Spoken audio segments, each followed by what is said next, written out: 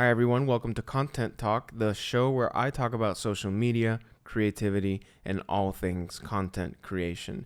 This week, we have a great show. I'm starting off with one of my favorite subjects, which is the sovereignty of your mind, the sovereignty of your mind stream.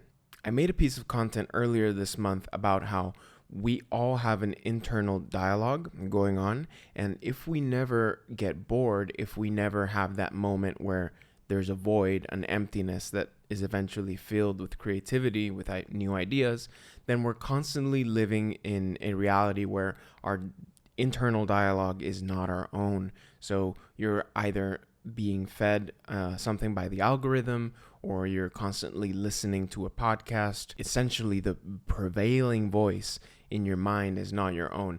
And how do you get back to having your internal sound, your internal voice being the prevailing narrative in your mind? Well, there's a lot of different tools you can use. You can write. You can spend time without any input. Inputs are essentially what create the overstimulation. It's not a black and white thing, but they cause you to have less of a dominant internal dialogue that is your own, that is sovereign.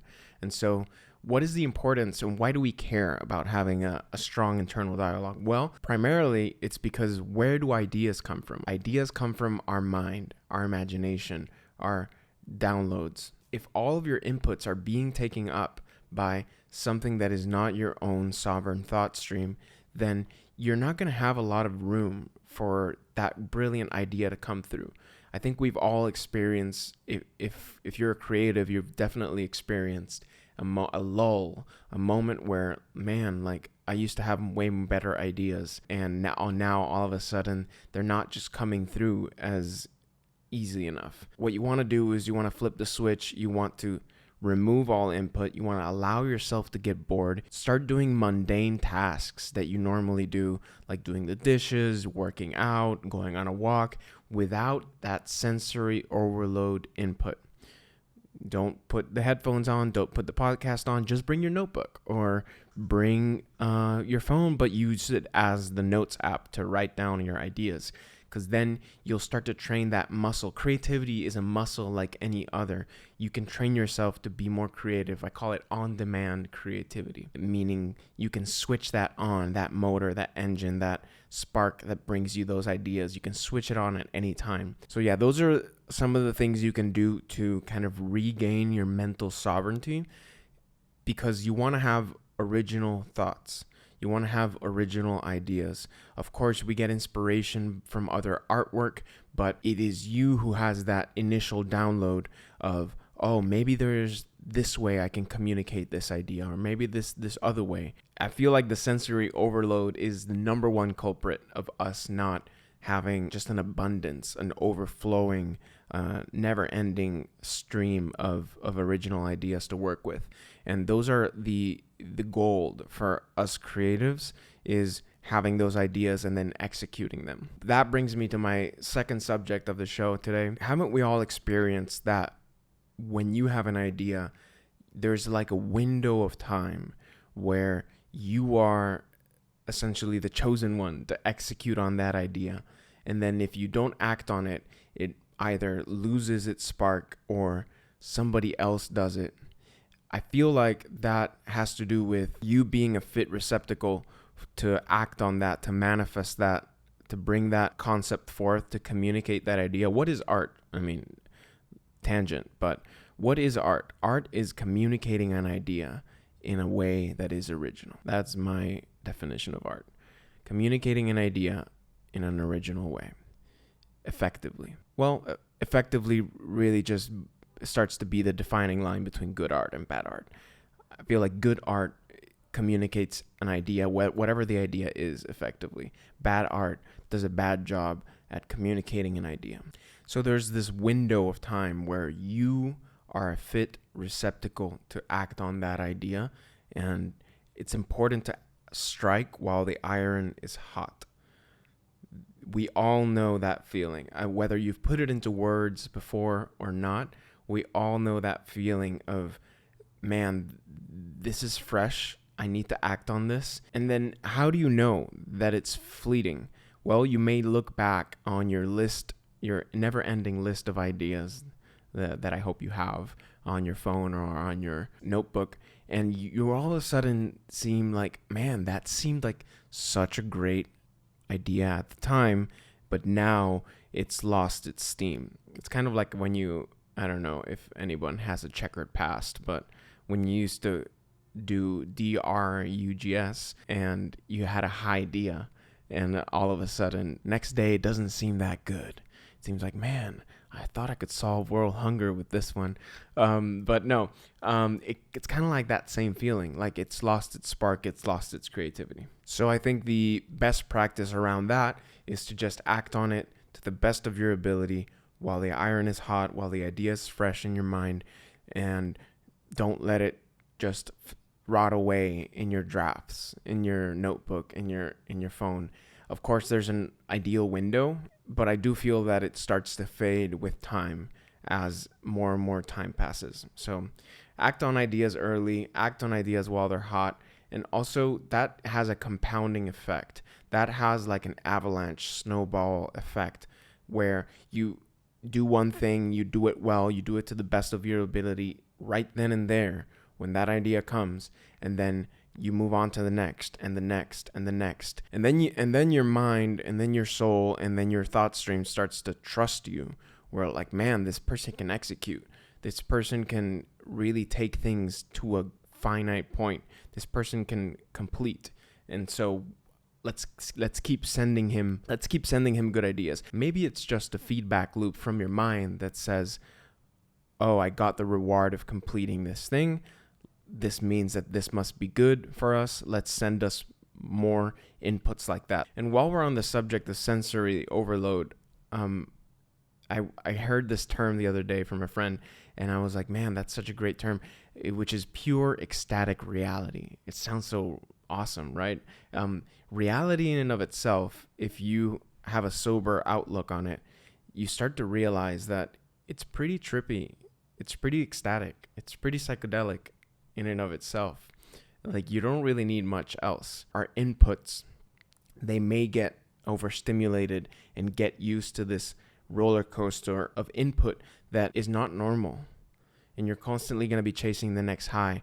It doesn't even have to be drugs or substances. It can be as simple as always needing your phone with music when you exercise, or always having to play a podcast while you're doing the dishes, or not being able to hold a conversation without looking at your phone. I know that's happened to me many, many times, where somebody's talking to me and all of a sudden I drift away into my phone, which sounds so rude and sounds so unlike me, but it's happened. And I'm like, man, you really got to watch that. But there's something really gratifying about just being in pure ecstatic reality. I can't help but bring in spiritual concepts to everything you do. And my good friend and client, Remington Donovan, he often talks about how spirituality is the whole of your life. Everything you do and everything you embark on is part of your spirituality, from your work to your relationships to the things you're struggling with, to the birth of your child, to the death of your parent. Every single thing in your life is your part of your spirituality, including making money, including sending invoices. And so I can't help but bring in spiritual teachings, not in a pretentious way, just in a like, well, this is an interesting way of looking at things. The reason I think it's helpful to look at it that way, and some people have other vehicles for it, like religion and philosophy, but it boils everything down to like, what does my soul want? What would be most beneficial to the progress of my soul, which in the end, most real goals surround other people. So helping other people will help the progress of your soul. But it's just a great filter for looking at things like, what is going to help me evolve on this earth the most? Social media is very powerful because you can help hundreds of thousands of people evolve in their consciousness just by making a video that you thought you didn't have to make. Or, oh, I ran out of ideas, so I tried this crazy thing that I've never done before. I pushed myself towards the edge, past that limit in which I was comfortable.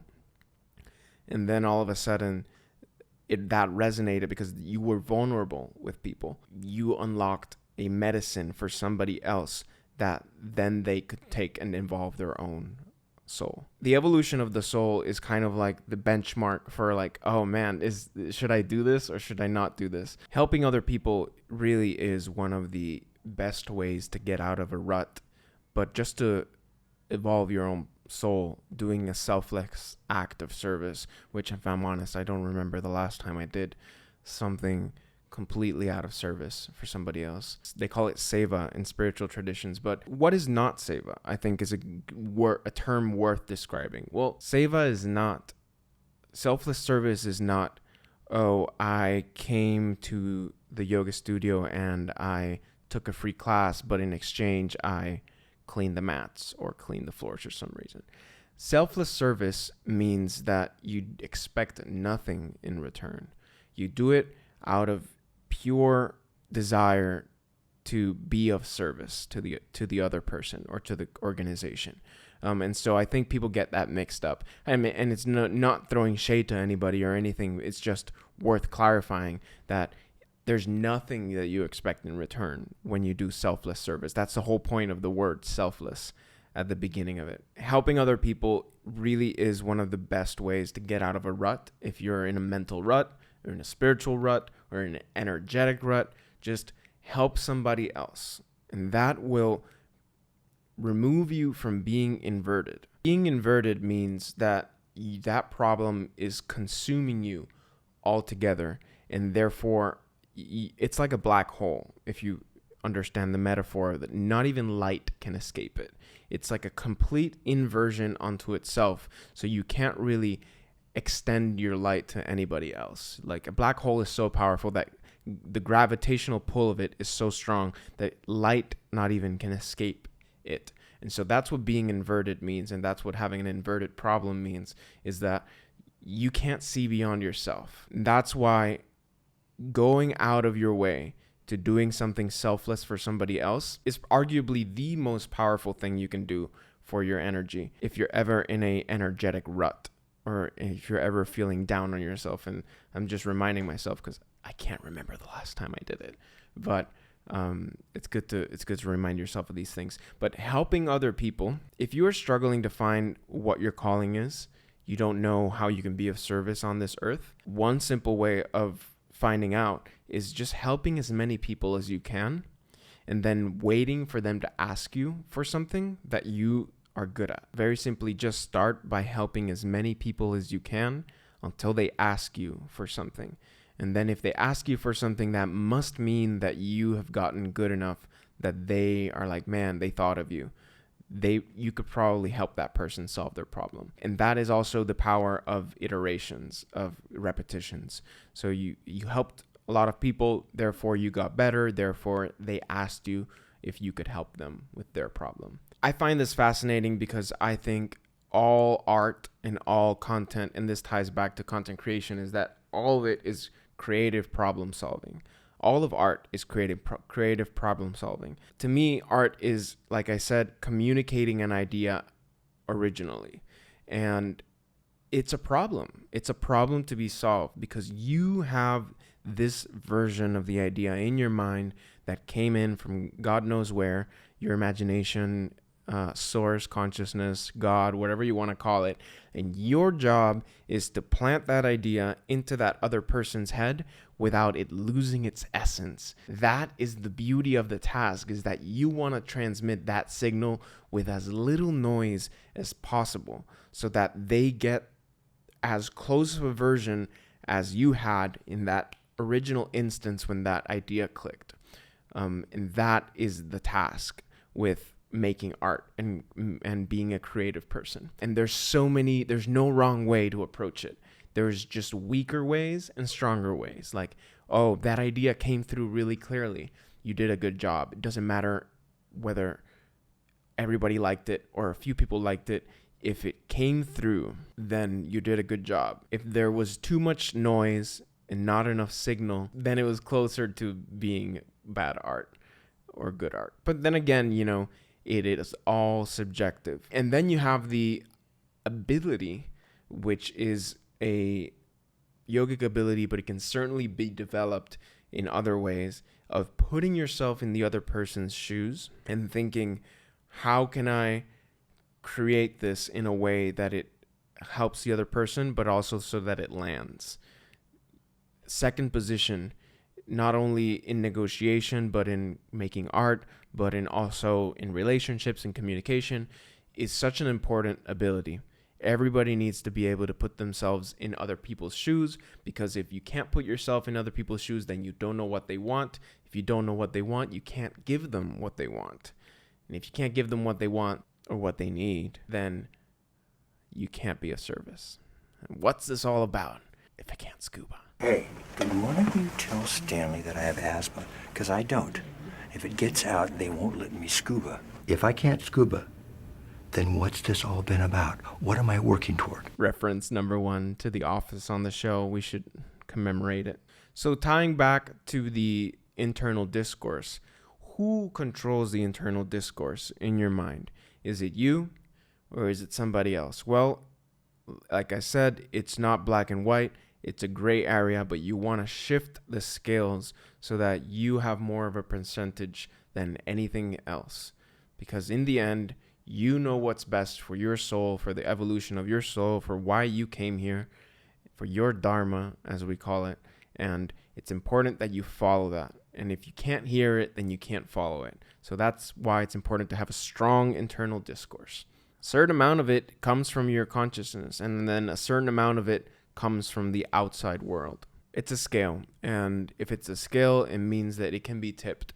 And if it can be tipped, you can tip it in your direction. And so that's the importance of mantras. That's the importance of journaling. That's the importance of conversations with other people. Open-minded conversations with other people. That's the importance of getting bored. Even prayer and reading things. It helps you develop a strong, powerful, sovereign internal discourse. One of the things that my favorite comedian, Tim Dillon, has always said, and it's a spiritual teaching because it's a prosperous teaching. He says, rich people always say, we wish them well whenever you're talking about somebody else who like may be struggling, or maybe you're talking badly about somebody else. They always say, we wish them well. And there's something to be learned from that, because speaking ill of others, speaking ill of yourself is not a prosperous thing to do. I'll pull up the teaching from the Kundalini Yoga perspective. It's the 3 laws of prosperity. The 3 laws of prosperity are: be kind to everyone, which doesn't mean being nice, being kind. Being nice is kind of like on the surface. It's like a facade, can be a facade. Being kind means giving of yourself. Number 2, never speak ill of others. And then number 3, never speak ill of yourself. So it really is there's some prosperous spiritual teaching hidden in that we wish them well from Tim Dillon. I just think it's so funny how he frames that. Spiritual teachings are everywhere. It's like skateboarding. Once you're a skateboarder and you're driving down the street, all you see is skate spots everywhere. Like, oh man, I could do a tray flip on that ledge, or like I can't tray flip, but I could do a 50-50 grind or a kick flip off that ledge. Once you start seeing the world through the lens of, again, spirituality, the evolution of your soul, the evolution of other souls, how you can be of service to other people, then all of it becomes like a game of like gains and losses of how can I be of service, how can I help other people evolve. And really it also ties into the weightlessness of things, the heaviness of things, which we talked about in the previous video that I uploaded, the heaviness of the heart and how words weigh on the soul and on the heart. At the end of your life, I believe this is from the Egyptian mysticism teachings, that your heart is weighed against a feather. And if your heart is not as light as a feather, then you've taken on too much heaviness. It's a good way to think about living your life, moving heaviness out of your heart, moving heaviness out of others' hearts, and thinking about everything in terms of that, in terms of how can I clear karma? How can I move people into the path of the light? And that word is used very purposefully, lightness. How do you live the life of a spiritual person in a modern day?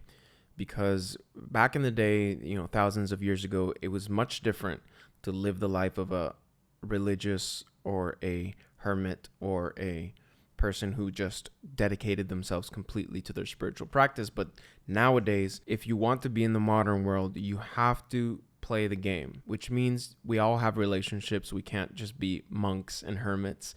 We all have to have partners and finances, taxes, laws that we abide by. How do you live a spiritual life within the context of the modern world that we live in?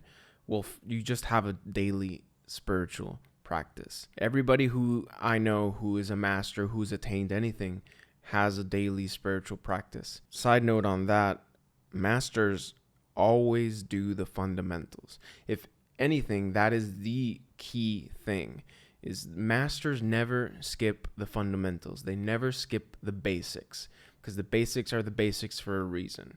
And then the fundamentals, if you think about a foundation, they're the foundation for a reason. And if you want to add things on top of that, that's great. But you want to have your daily fundamentals, your basics that you abide by, that you practice. Those are the building blocks for a spiritual life. Something that I've found helpful over the years is doing what you like. So doing something every day and then doing something you enjoy doing.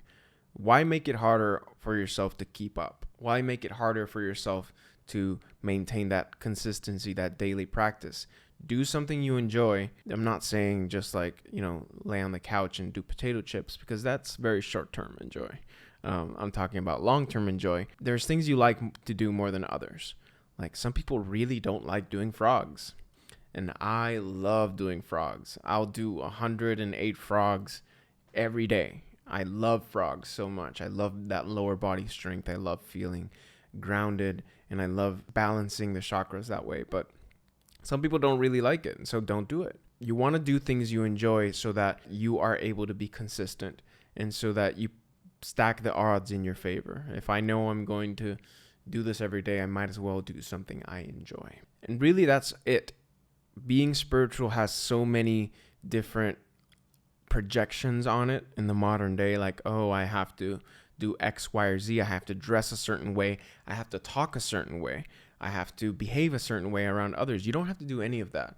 To be a spiritual person, all you need to do is have a daily spiritual practice.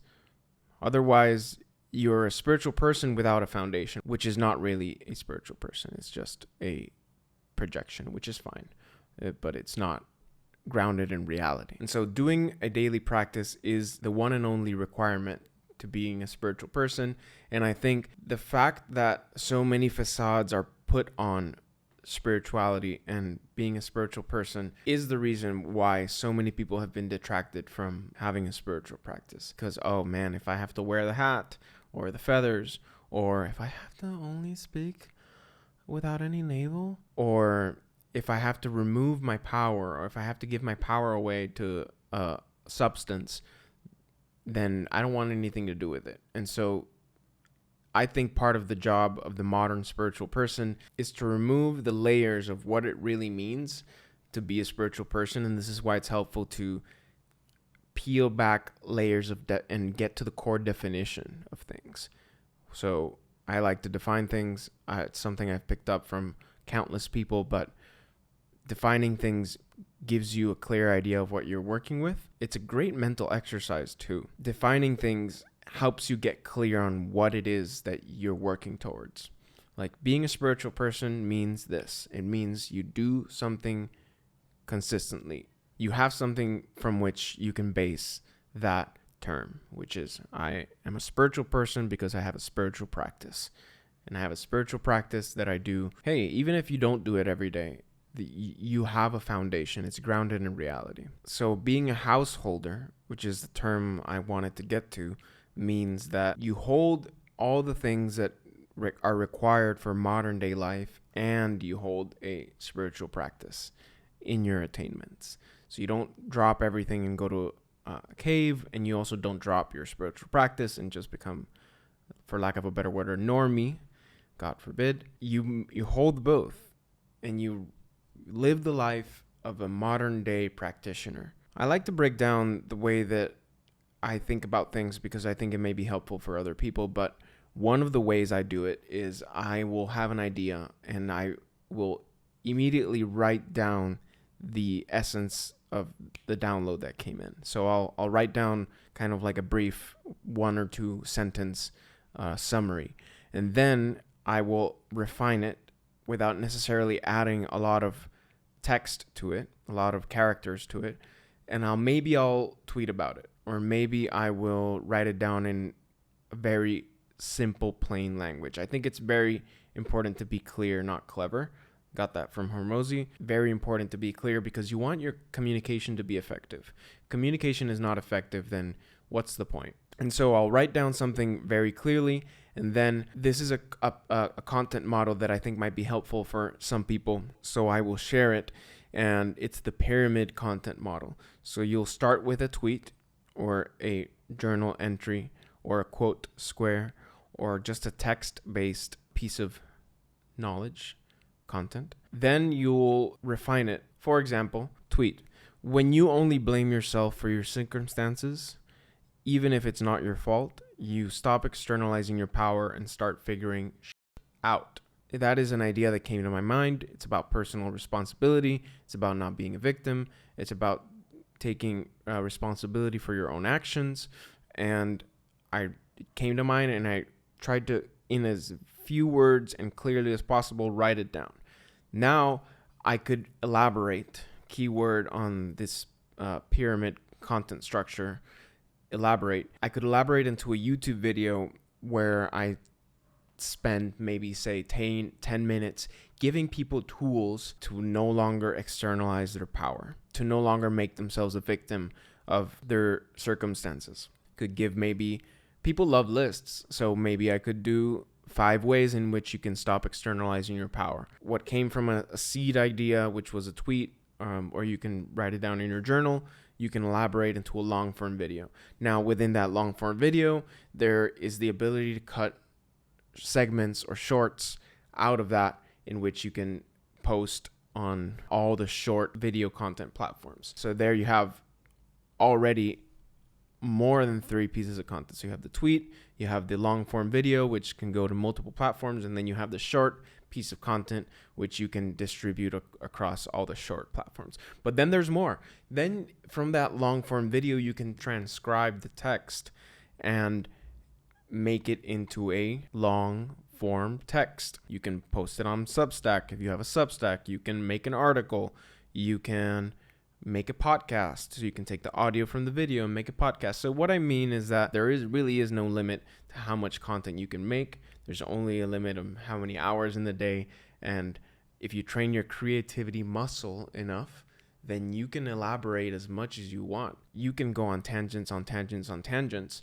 Not saying that's necessarily a good thing, but you can elaborate from one tweet. You can make a book. And I've heard that from a lot of people that regret reading books that they said could be summarized into one sentence. People do this. People take single sentences and elaborate them, which is it has a polarity to it. There's, the side of like just filling the air with fluff, and then there's the side of like, oh, I live and breathe and die by this truth, this statement, this spiritual teaching. So that's the double-edged sword of elaborating on one single thing, one single teaching, one single piece of content. So that's one useful way in which you can make your ideas work for you, is that just elaborate on them, follow the momentum, follow the flow, take that seed and grow it, get creative with how you want to communicate that original idea which you had. So in my case, I was talking about not externalizing your power. Maybe I can make a skit. Maybe there's a TikTok trending audio that I can use where I pretend to be my victim self. You can insert memes. You can do the Scooby-Doo meme, which has been honestly overdone, but it's such a great meme. It's such an iconic meme where you reveal that the cause of, I would have gotten away with it if it wasn't for myself. The cause of your problems is you. You got in your own way. A lot of you make videos, and one of the practices that has taken flight in the last few years is of adding B-roll to clips to help tell the story.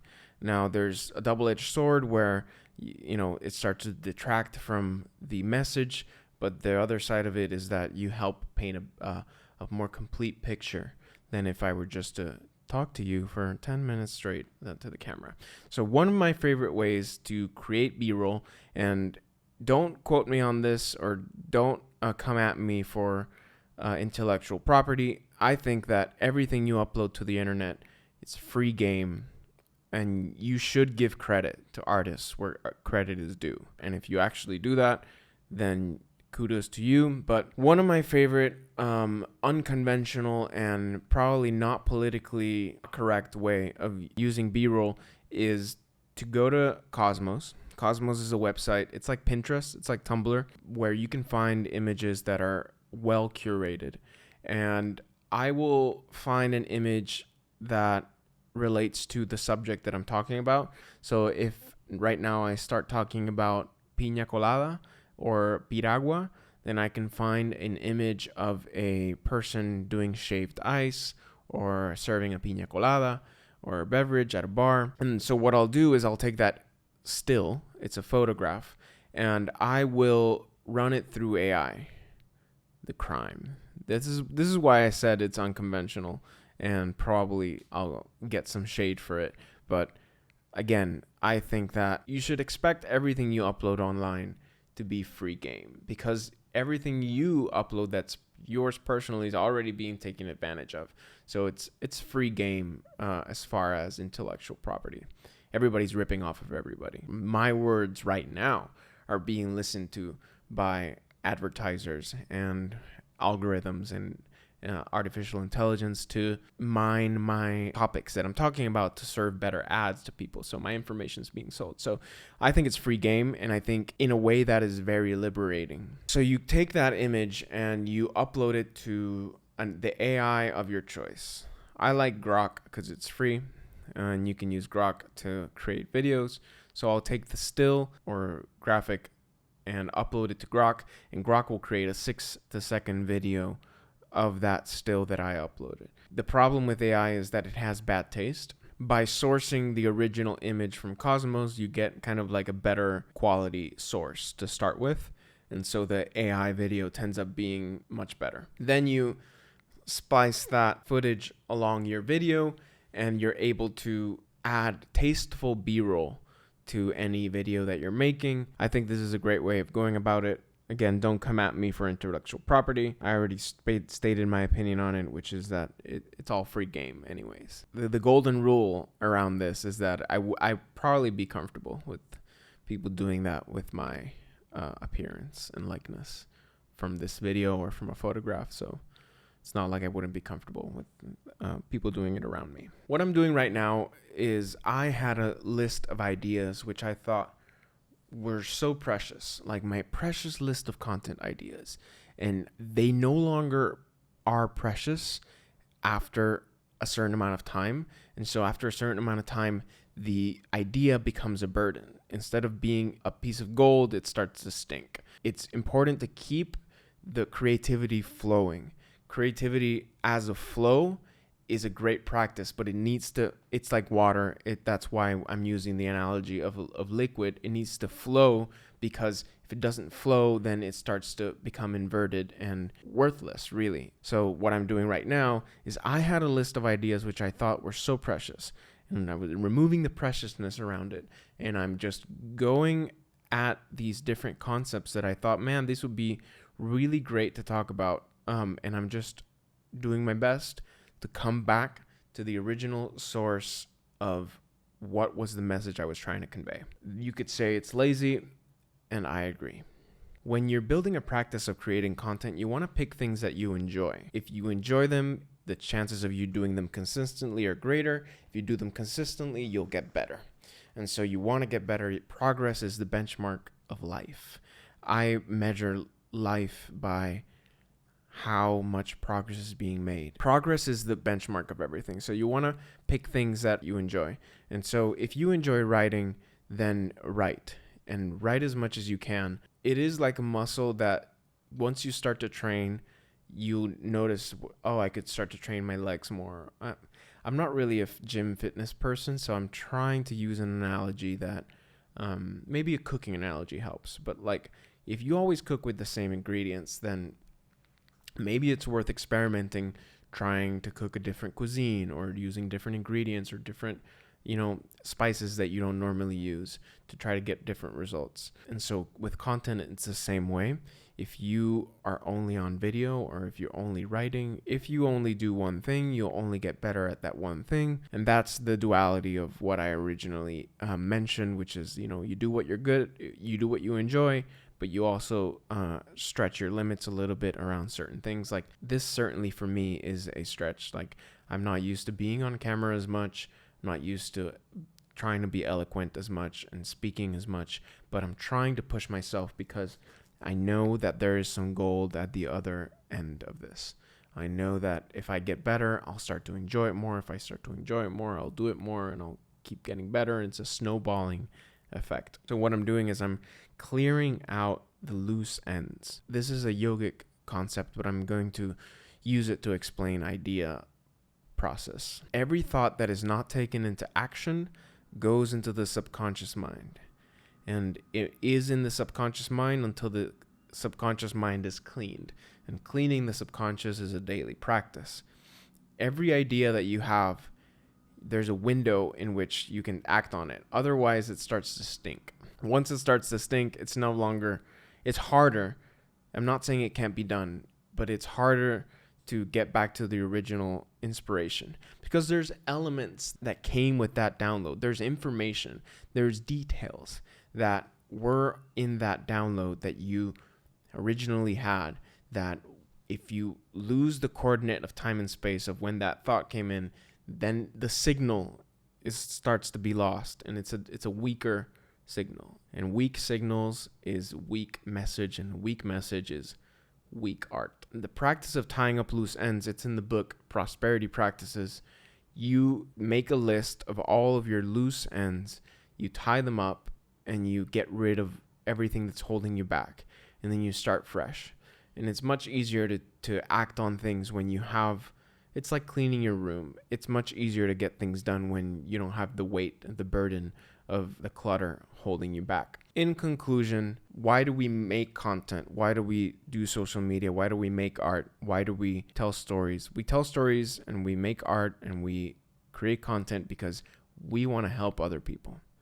That's the end game of it all. We either want to evolve our own soul or we want to help people evolve in their souls. And so we make art so that maybe there's a seed of truth in the output that we put out, and helping people means helping them evolve and change and transform, or helping yourself evolve so that you can be a better vehicle for something to come through. And so we make content, we make art, we are creatives, and everybody's a creative, because that is a good way of telling a story. That is a good way of communicating a message that can help someone evolve in their own soul, in their own life, and can help them progress. And that's a rippling effect. I know it sounds maybe naive, like, oh, I can change the world with one thing. But you really can. We should not underestimate the power that we hold to change the world. Everything we do makes a difference. So that's today's talk. I know it was a little bit all over the place, but I'm trying to tie it back to content as much as possible because I think that's one of the ways I can help people the most. And if you're interested in working with me, you can send me an email. My email is in the link in bio, or if you're watching this on YouTube, you can click the link in my channel. And if you want me to look at your content, I'm offering content consultations where you can send me your information. I will look at your feed. I will look at your things, at your brand, at your company, and I'll tell you what you can do to head in a better direction, what you're doing well, and offer some feedback in what direction you can head to meet your goals. So that is episode 1 of Content Talk. more of a spiritual direction, but next week we'll come back with more content related materials. Thank you so much for tuning in.